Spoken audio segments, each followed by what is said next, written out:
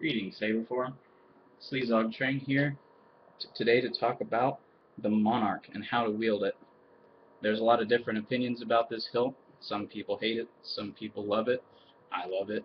There are a lot more people out there that are on the fringe about whether or not they're willing to like this saber. A lot of questions come up, especially involving the bulb and the little rings down here. And hopefully by the end of this I will have satisfied some of those questions. There are a few things I want to talk about. The weight of the hilt. It's a heavy hilt, solid, one piece. Comparatively, I have a Initiate LE version 2, and the difference is just monstrous.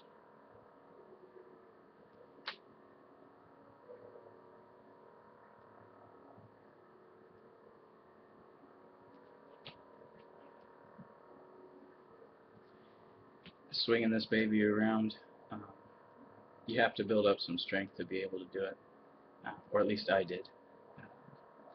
Let's talk about some balance, blade size, that sort of thing. I am 5'6", not a tall chap by any means, which means I have Ultrasabers cut down all my blades to 30 inches. They feel better. 32 works fine, but I prefer the 30 inches for some reason. They feel better when I'm doing it. Any longer than that, and I might cut the floor or the low ceilings in my apartment, and I can't have that, so it's usually 30 inches is what I get.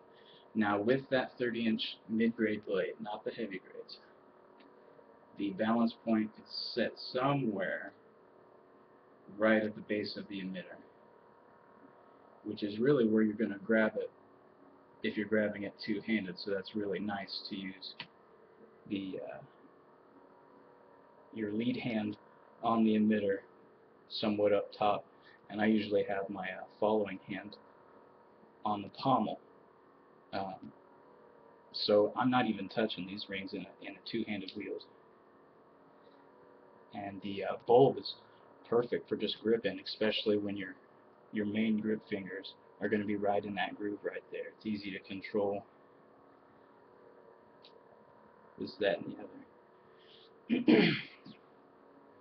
Okay, when I'm wielding it one-handed, I'm always going to grip it right here. Right there. It seems to give me the best amount of manipulation and speed and precision right here, and I'll explain that to you why here in a second. The problem with this grip down here is that this ring is going to be mulling around on the inside of your fingers and palm right here. It digs in and it can kind of hurt.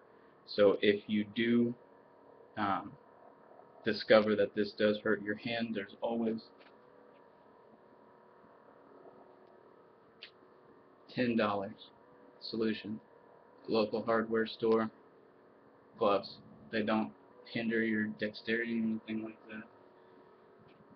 And it will protect you from bruising the inside of your hands right here.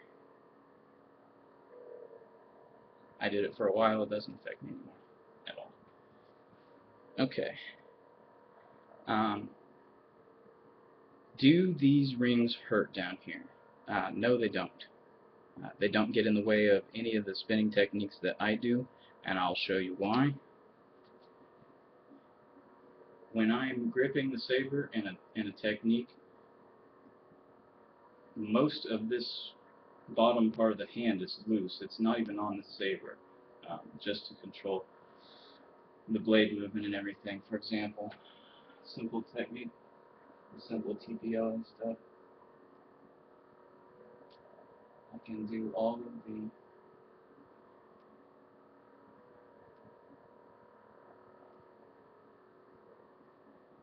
downward and upward spins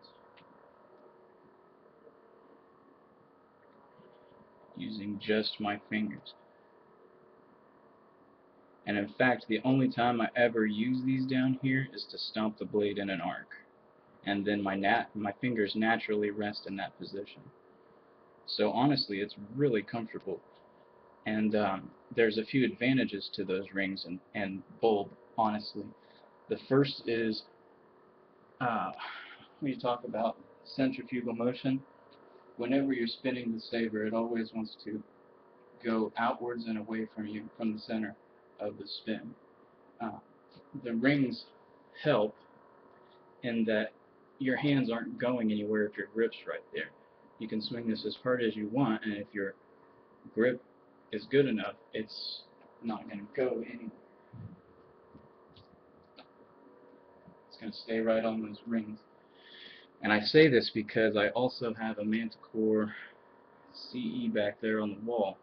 The nickel plating is very slick, and if I do the same spins with the Manticore, my fingers will end up sliding down the hill. But with this ring, I can keep that grip exactly where I need it, right there. Another good thing about the one-handed spins is when you need to change, when you're doing your handoffs or your rolls, this bulb up here makes an excellent point of grip for your alternate hand to grab onto. And I'll show you that here in a second. Okay, let me get this turned on. Alright, let me show you some of the techniques I use with the Monarch with single-handed grip, and just to show that this stuff really doesn't get in your way. Here's your downward flourish. Here's your upward flourish. Cross.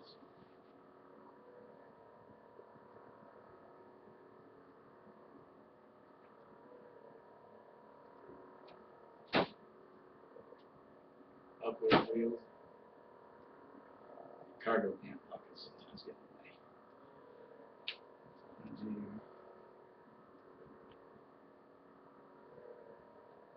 Obiani swing.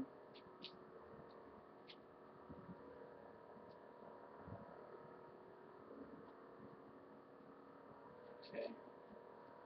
Now get into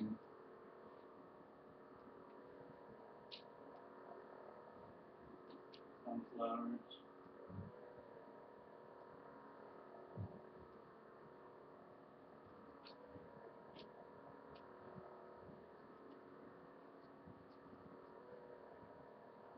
Let me see. You can see the switches.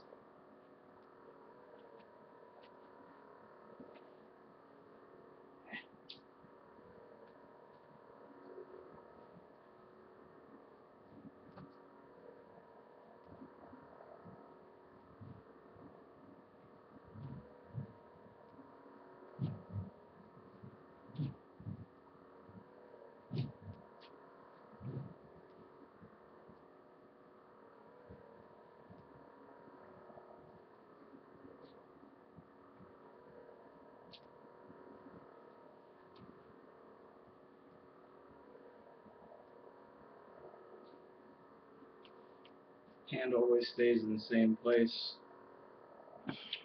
Doesn't hurt, doesn't get in the way at all, and actually keeps it in a good spot for manipulation. So, hope this helps somebody with purchasing a Monarch or not purchasing a Monarch if that's not your thing. But I just had to get that out there so people could see that the rings and the bulb, they don't really make too much of a difference when you're using it. Thanks for your time. Sleazog Train out.